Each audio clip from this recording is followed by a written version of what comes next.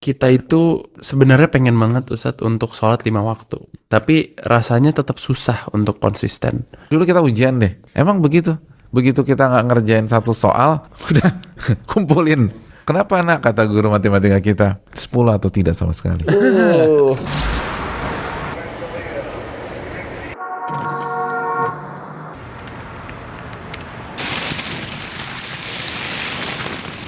Assalamualaikum warahmatullahi wabarakatuh. Waalaikumsalam warahmatullahi wabarakatuh. Welcome to another episodes of Unspoken dengan guru kita Ustadz Muhammad Nuzul Zikri Hafizullah and our brother Kiral. Ustadz, thank you so much for being here. You're welcome. Kiral, thank you so much for being here. Thank you. Ada pertanyaan apa nih, Ral?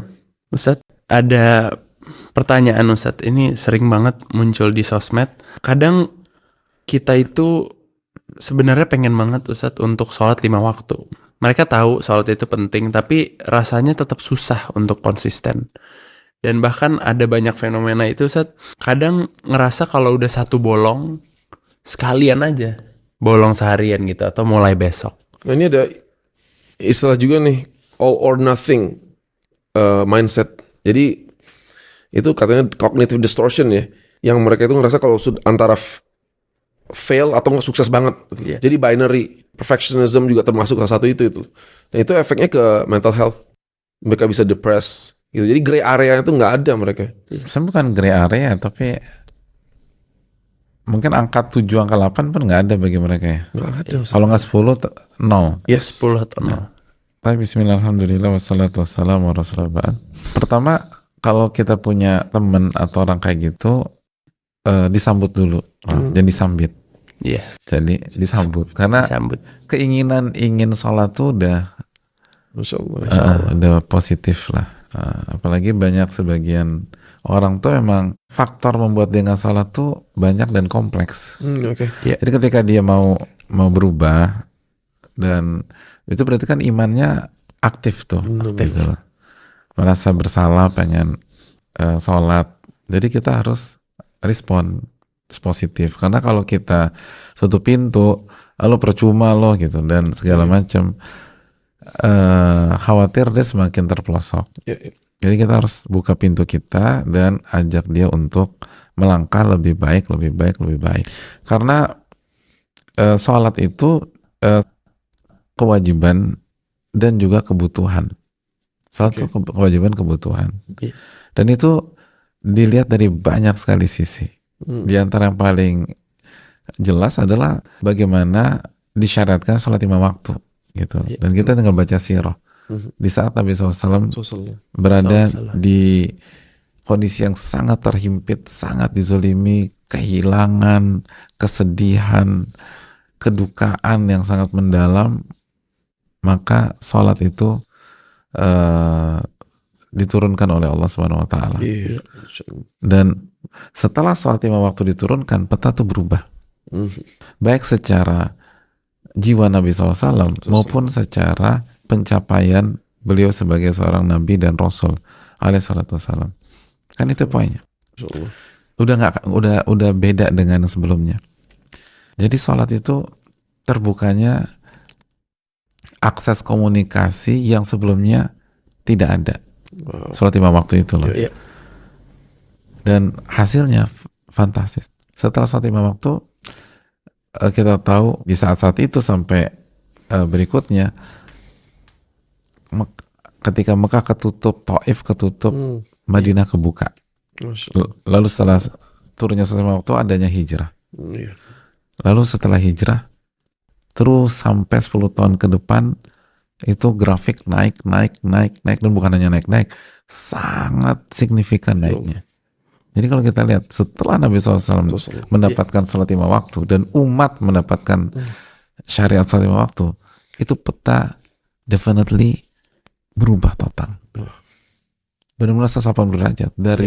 Dari pihak yang lemah, terzolimi, teraniaya, menjadi pihak yang punya kekuatan dan membangun kekuatan dan menang di perang Badar, dan terus akhirnya membuka kota Mekah di tahun ke-8 Haji Wada, di tahun ke-10 lalu Nabi SAW wafat. Itu loh, kalau kita lihat sholat 5 waktu itu, peta itu benar-benar berubah. Dan itu kan pesan bagi kita. Ini tuh bukan, jadi kita tuh berubah secara jiwa dan secara pencapaian duniawi. Jadi rugi banget orang nggak sholat, khususnya anak-anak muda. Karena kalau kita lihat itu, dan itu nggak kebetulan, lihat aja pola. Itu diawali dari sholat 5 waktu. Masya Allah. Padahal sebelum buntu banget. Mekah buntu, Taif buntu, bahkan Taif direndahkan, Taif dihina, ditimpukin batu sama anak-anak kecil, sama orang-orang gak waras. Sampai Nabi SAW ditawarkan oleh 2 malaikat kan. Iya. Dan diriwayatkan dalam sirah, selama engkau nggak murka, saya nggak peduli apa yang terjadi pada diri saya.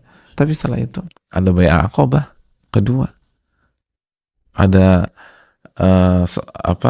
ada penduduk yang menerima Islam lalu mengajak Nabi SAW untuk berjuang bareng, dan akhirnya terjadi khususnya Bai'at Aqabah kedua, lalu Nabi SAW pindah, lalu semua berubah.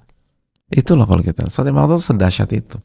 Jadi itu bukan hanya kewajiban, tapi kebutuhan, dan ini kunci sukses seorang muslim. Dan sholat 5 waktu itu Allah dan Rasulnya alaihissalam itu mengungkapkan atau mengekspresikan sholat waktu itu menyenangkan, bukan beban.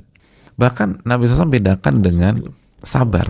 Sabar tuh berat, tapi sholat enggak. Makanya dalam hadis yang sama, ketika Nabi SAW mengatakan berbicara tentang sholat dengan sabar, apa kata Nabi SAW tentang sholat? Wassalatu nur.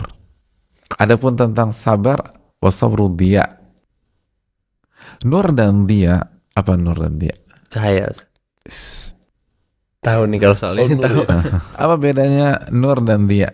Nur saya tahu, dia nggak usah. Dia cahaya, tapi harusnya dia sebaliknya. Jadi intinya kita sepakatan Nur dan dia tuh bukan teman SMA kita ya. Bukan. Nur IPA 3 tuh Ustaz. Nur sama dia. Nur dia. Nur dia. Nur dan dia tuh kan Nabi wassalatu nur wassadaqatu burhan wasabru dia. Jadi nur dan dia itu sama-sama cahaya.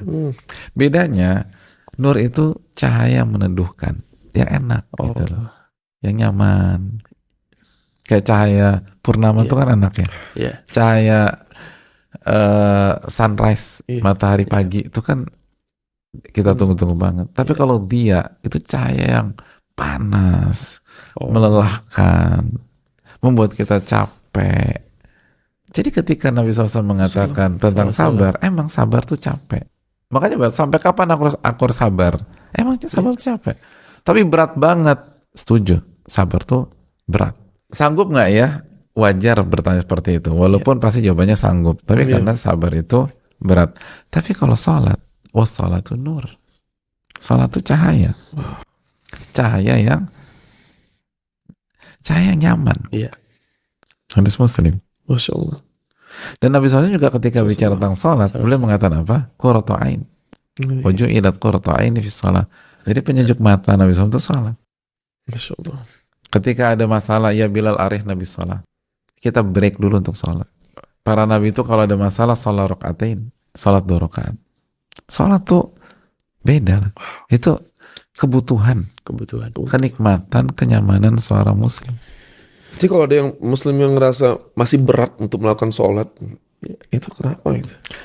Ya gini loh, bubur ayam enak nggak? Enak. Apalagi sekarang nih kayak apalagi jam segini makin lagi puasa. Iya lagi puasa. makin kerasa. Terus gampang dikunyah apa nggak? Gampang. Gampang. Ya tinggal seruput-seruput, dikunyah aja nggak perlu. Gitu loh. Tinggal seruput-seruput enak.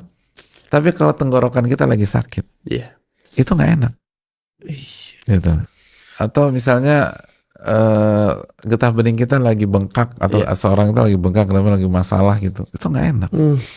Jadi bubur yang enak dan mudah diproses aja. Begitu kitanya sakit, hambar dan susah nelen. Jadi apakah ketika kita susah nelen, hambar, yang kita selain buburnya, apalagi tukang bubur, kan enggak. Kita harus berobat. Jangan bubur yang disalahin. Jadi jangan sholatnya disalahin. Habis sholat susah banget. Enggak. Lo yang lagi sakit. Hati kita nih sakit. Nah, obati hati kita. Banyak istighfar, banyak tobat. Dan meninggalkan sholat itu fatal. Makanya sebagian para ulama seperti melakukan menukar ijma, nggak sholat 1 kali sholat 5 waktu itu dosanya lebih parah daripada zina. Alhamdulillah. 1 kali nggak sholat subuh lebih parah daripada zina. 1 kali nggak sholat zuhur lebih parah daripada zina. Dan jangan dipahami kalau gitu gue zina aja yang penting gue sholat. Nah, ini beda lagi. Bisa gitu ya mikirnya. Oh, manusia tuh kejago udah kalau mikir celah-celahnya ada aja. Ada. Oh, celah nih. Sama praktikalnya sih Ustadz, mungkin kita misalkan udah dapat Ustadz meaningnya, tapi untuk jalanin konsistennya itu Ustadz. Yang pertama teori semua atau tidak sama sekali itu perlu didudukan lagi. Hidup tuh nggak begitulah. Iya. Hidup itu kata para ulama, ma la yudruku kullu la yudruku jullu. Sesuatu yang nggak bisa dikerjakan semua bukan ditinggalkan semua. Oke, target kita dapat angka 10. Misalnya dulu kita ujian deh. Iya. Emang begitu. Begitu kita nggak ngerjain satu soal, udah kumpulin. Kenapa nak? Kata guru matematika kita 10 atau tidak sama sekali. Emang ada orang kayak gitu. Ada juga sih. Jadi dapat soal 10, dapat soal 20. Dulu ujian berapa? 30 ya. Iya. Begitu Kiral nggak bisa ngerjain nomor ke-29, langsung robek kertas jawaban, lalu serahkan. All or nothing. All or nothing. Gitu. Kalau nggak dapat 10 atau enggak. Itu prinsip hidup, Bu. Kira-kira kita diapain sama guru? Itu habis. Gak ada orang kayak gitu. Bener ya. Kalaupun ada, itu bukan parameter. Dengan harta aja nggak gitu Ustaz ya. Iya. Kalau nggak dapat 100 juta, 99 nih. Iya. Nah, Iya. I'm not taking that. Iya. Itu. Nggak ada juga gitu ya. Nggak ada. Target income tahun depan berapa? Atau pencapaian tahun depan berapa? 20 miliar. Kita punya bisnis. Alright. Begitu sampai deadline cuma 19 miliar. Sumbangin. All or nothing. All or nothing. Ada kan? Ya nggak ada. Makanya inkonsisten. Kenapa cuma sholat aja begitu? Kenapa cuma puasa Ramadan begitu? Ya Allah. Tapi kalau fulus, kalau dunia, kalau duit, Ya Allah. enggak. Apapun Iyalah. diambil aja. Kalau tidak ada gitu ya. Iya. Ya Allah. Jadi kita, yaudah, kalau memang gitu konsisten dong. Semua dunia juga gitu. Nggak bisa gitu. Nggak Nggak bisa. Iya. Pengen nanya produktivitas Ustaz. Tadi kan semua kebuka ya Masya Allah setelah sholat gitu loh. Beberapa orang nih mungkin ngerasa sholat itu menghambat produktivitas mereka. Misalnya lagi ngeflow nih mereka gitu kan. Lagi meeting atau apa ini. Iya. Wah, disela nih mas sholat. Gimana sebuah kaum tuh bisa maju kalau misalnya mereka disela 5 kali loh dalam satu hari mereka gitu. Itu ada yang berpendapat gitu juga Ustaz. Gimana menyikapinya? Atau seharusnya memandangnya gimana Ustaz? Iya, konsisten nggak? Itu dulu deh. Konsisten. Oke, screen time lo berapa? Aduh. Lo buka sosial media berapa menit? Aduh ini Apakah sober bro. bagaimana kaum bisa maju titik gitu loh. Udah. Alright. Jadi lo konsisten nggak dengan konsep itu?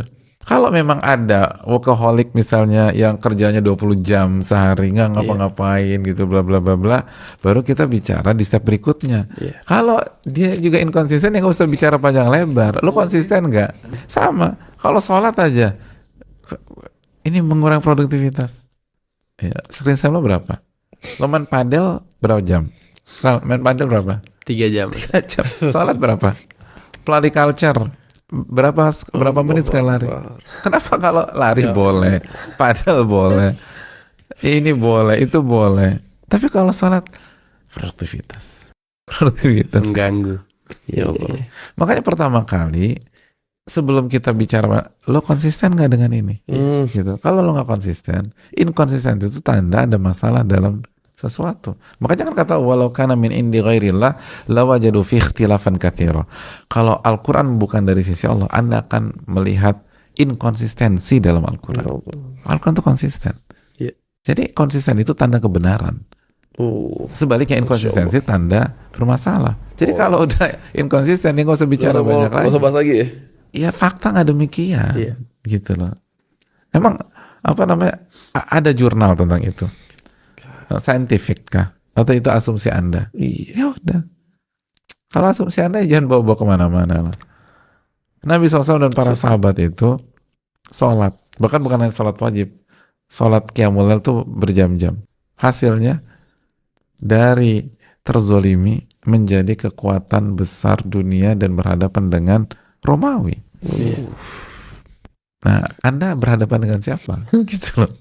Jadi pertama tahu meaningnya dulu ya Ustadz ya, yang Ustadz bahas pertama, kemudian baru kita Karena kan konsisten kalau hukum apa semua enggak. kita udah tahu lah. Iya. Sama dan yang banyak nggak tahu itu tadi, sefatal itu meninggalkan sholat. Dosanya lebih parah daripada zina loh. Iya. Dan jangan mending-mending. Jangan jadi kaum mending-mending. Ya kalau gitu mendingan gue zina tapi tetap sholat. Iya. Daripada habisan dulu gue nggak zina, gue nggak sholat. Ternyata lebih parah dosanya. Sekarang gue mau zina tapi gue sholat. Kan Jadi repot. bukan mengecilkan zina tapi Iyalah. membesarkan Nggak dosa boleh. sholat Ustadz. Tapi di Jadi hati zina fatal. Tapi di hati muslim ini memang ada kesadaran kalau sholat ini tinggalin tuh fatal tuh kayaknya ada deh. Iya. Kalau feeling aku ya, Ral. Tapi, Ada selama itu tadi imannya tuh masih aktif. Oke loh. Iya. Tapi ada orang tuh udah nggak peduli. iya juga sih. Ya ini pentingnya kayak Kiral dakwah di teman-teman. Tapi jangan yang harus smooth lah, harus baik, harus santun, harus bijak, harus jelasin. Karena kebutuhan. Kebutuhan. Orang tuh butuh akses komunikasi dengan Allah Subhanahu Wa Taala. Dan itu yang terbaik adalah sholat. Ustaz, thank you so much for the knowledge and wisdom. Sama-sama. As always, Masya Allah, sangat bermanfaat untuk kami berdua dan semoga bermanfaat juga untuk teman-teman yang nonton. Insya Allah kita ketemu lagi di episode berikutnya of Unspoken. Wassalamualaikum warahmatullahi wabarakatuh. Waalaikumsalam warahmatullahi wabarakatuh.